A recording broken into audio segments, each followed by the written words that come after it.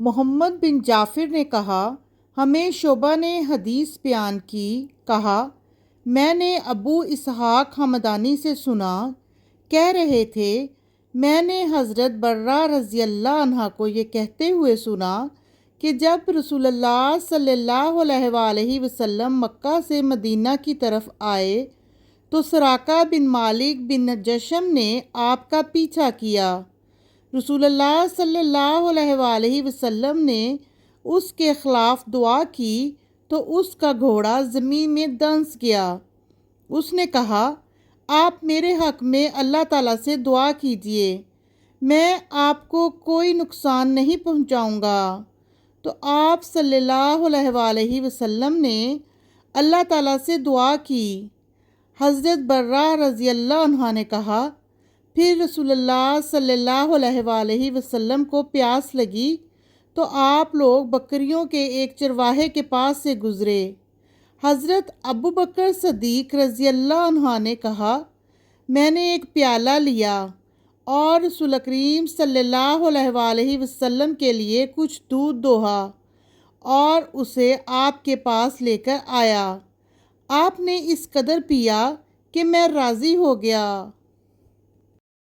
یونس نے زہری سے روایت کی، کہا ابن مسیب نے کہا، حضرت ابو ہریرہ رضی اللہ عنہ نے کہا، جس رات رسول کریم صلی اللہ علیہ وآلہ وسلم کو اسرا کرایا گیا، یعنی بیت المقدس کی سیر کرائی گئی، تو الیہ میں آپ کے سامنے 2 پیالے، ایک شراب کا اور ایک دودھ کا لائے گئے۔ تو آپ صلی اللہ علیہ وآلہ وسلم نے ان دونوں کو دیکھا اور آپ نے دودھ لے لیا۔ اس پر جبرائیل علیہ السلام نے کہا، اللہ کی حمد ہے جس نے فطرت کی طرف آپ کی رہنمائی فرمائی۔ اگر آپ شراب لے لیتے تو آپ کی امت گمراہ ہو جاتی۔ ابو حازم ضحاک نے کہا، ہمیں ابن جریج نے خبر دی، کہا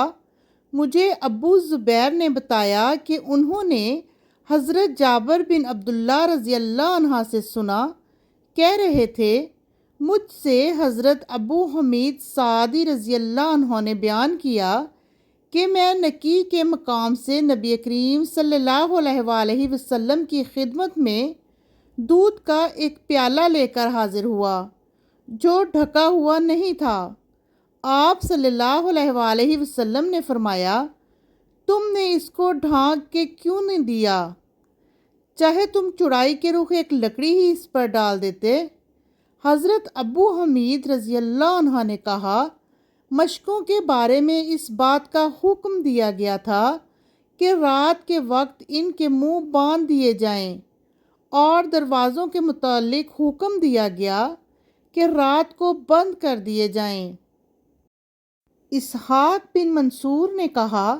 ہمیں رعب بن عبادہ نے خبر دی، کہا ہمیں ابن جریج نے حدیث بیان کی، کہا مجھے عطا نے بتایا کہ انہوں نے جابر بن عبداللہ رضی اللہ عنہ سے سنا، وہ کہہ رہے تھے رسول اللہ صلی اللہ علیہ وآلہ وسلم نے فرمایا، جب رات کی تاریکی پھیل جائے، یا فرمایا تم شام کرو تو اپنے بچوں کو اپنے ساتھ رکھو، کیونکہ اس وقت شیطان ادھر ادھر پھیل جاتے ہیں،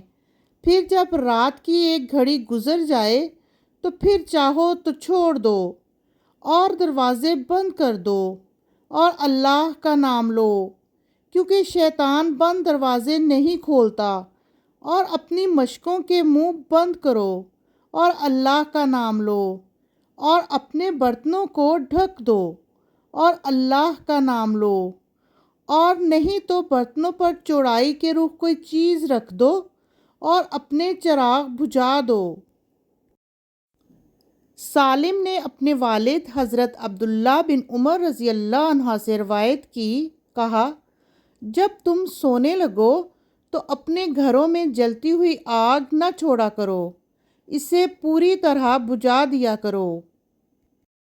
حضرت ابو موسیٰ رضی اللہ عنہ سے روایت ہے، کہا مدینہ میں ایک گھر اپنے رہنے والوں کے اوپر جل گرا۔ جب رسول اللہ صلی اللہ علیہ وآلہ وسلم کو ان کا حال سنایا گیا تو آپ صلی اللہ علیہ وآلہ وسلم نے فرمایا، یہ آگ جو ہے یہ تمہاری دشمن ہے، جب تم سونے لگو تو اس کو خود سے ہٹانے کے لیے بجھا دیا کرو۔ ابو عاصم نے ابن جریج سے روایت کی، کہا مجھے ابو زبیر نے حضرت جابر بن عبداللہ رضی اللہ عنہ سے خبر دی، انہوں نے رسول اللہ صلی اللہ علیہ وآلہ وسلم کو فرماتے ہوئے سنا، جب کوئی شخص اپنے گھر میں داخل ہو اور گھر میں داخل ہوتے وقت اور کھانا شروع کرتے وقت اللہ کا نام لے تو شیطان کہتا ہے، یہاں تمہارے لیے ٹھہرنے کی جگہ ہے نہ کھانا ہے۔ اور جب کوئی شخص گھر میں داخل ہو اور داخل ہوتے وقت اللہ کا نام نہ لے تو شیطان کہتا ہے، تمہیں رات گزارنے کی جگہ مل گئی۔ اور جب وہ کھانے کے وقت اللہ کا نام نہ لے تو شیطان کہتا ہے، تمہیں رات گزارنے کی جگہ اور کھانا دونوں مل گئے۔